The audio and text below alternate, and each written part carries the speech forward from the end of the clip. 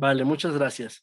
Bueno, pues vamos a ver en 5 minutos, les digo, es súper corto, esto de los anticuerpos monoclonales. Que, perdón, se silenció mi micrófono. Que les decía si ustedes como médicos, pues deben estar familiarizados o alguna vez deben haber escuchado este nombre, ¿verdad? Aunque la realidad es que los anticuerpos monoclonales ya son viejos. Ahorita siempre que se habla de ellos en el contexto clínico se les ve como algo muy novedoso y muy revolucionario, pero la realidad es que si nos vamos a fechas ya son viejitos, pero bueno, no dejan de ser útiles y pues ahorita vamos a ver cuáles son sus aplicaciones y de hecho pues cada vez se les encuentran más aplicaciones, ¿de acuerdo? Bueno, entonces, ¿qué es un anticuerpo monoclonal? Vamos a empezar con eso. Los anticuerpos monoclonales se abrevian MAPS, son anticuerpos idénticos producidos por un solo grupo de clones de linfocitos B. En medicina son ampliamente utilizados, tanto en investigación, en diagnóstico y en tratamiento de muchas enfermedades. Ahora, tiene que quedar claro este concepto de monoclonal y otro concepto que es policlonal, para que se entienda de qué estamos hablando. Entonces, fíjate, en una respuesta inmunitaria normal, una respuesta fisiológica, se producen anticuerpos contra distintos epítopos de un antígeno. Y estos anticuerpos provienen de distintos grupos de clones de células plasmáticas. Es decir, son policlonales. ¿Ok? Recuerda la etimología grecolatinas, poli, muchos. ¿Ok?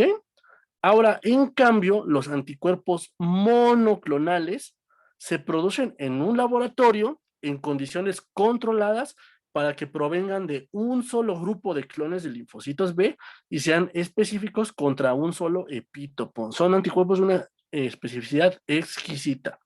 ¿De acuerdo? Entonces, esa es la diferencia entre poli y monoclonal.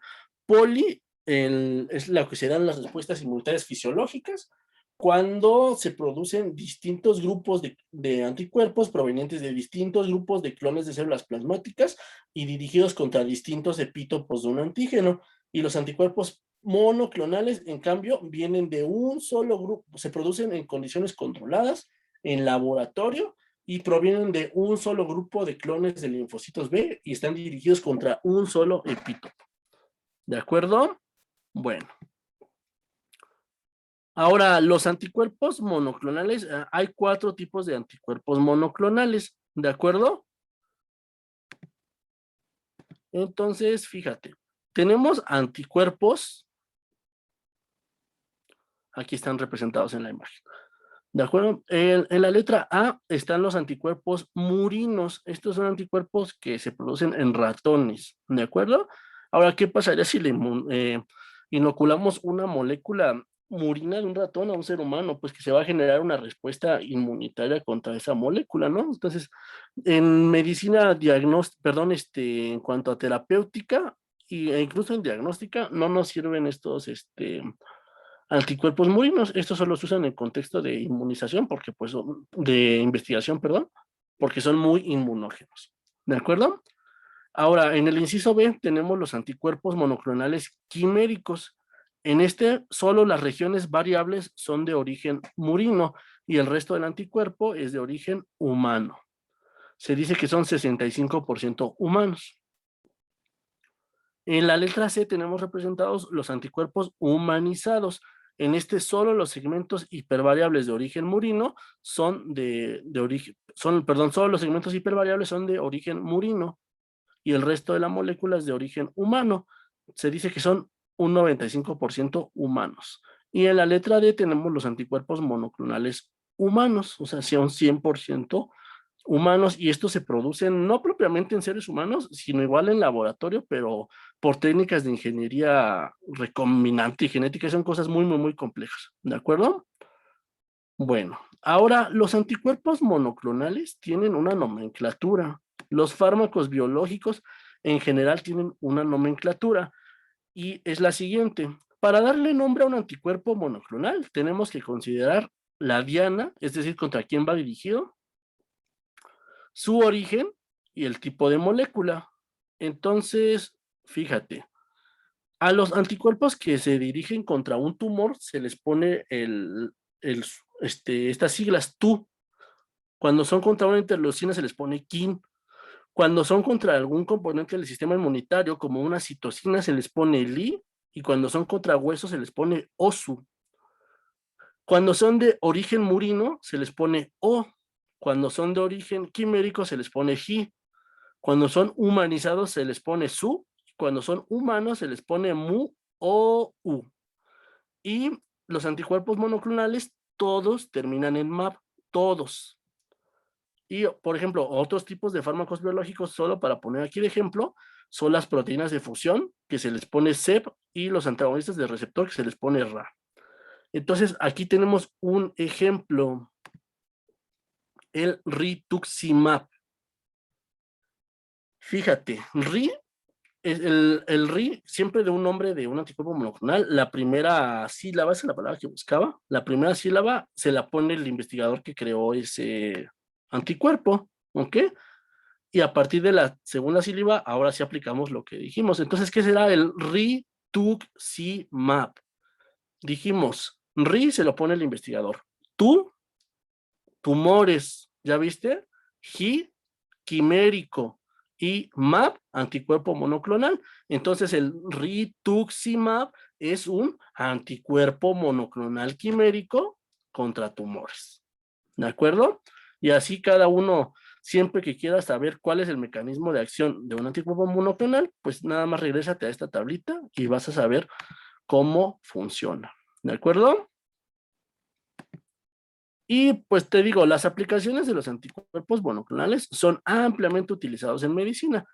Por ejemplo, se les usa en investigación, diagnóstico y tratamiento. En investigación se usan para detectar la presencia de una molécula en específico, ya que ellos la reconocen como si fuera un antígeno.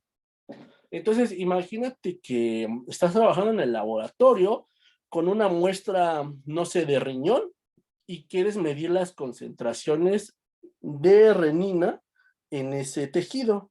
Entonces, puedes preparar esa muestra mediante varias técnicas, por ejemplo, mediante Western blot, y pues la culminación de esto es que le pones un anticuerpo monoclonal y va a captar, va a detectar a todas las moléculas de renina como si fueran un antígeno, y pues eso te va a servir para medir las concentraciones de esa molécula en específico en el tejido en el que estabas trabajando.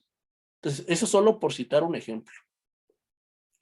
Ahora, también te digo, se les usa para diagnóstico y tratamiento, ¿ok? Por ejemplo, se les usa para evitar los rechazos en los trasplantes, se les usa en las enfermedades cardiovasculares, se les usa en el cáncer. Fíjate, esta es la aplicación de los anticuerpos monoclonales que está más en boga.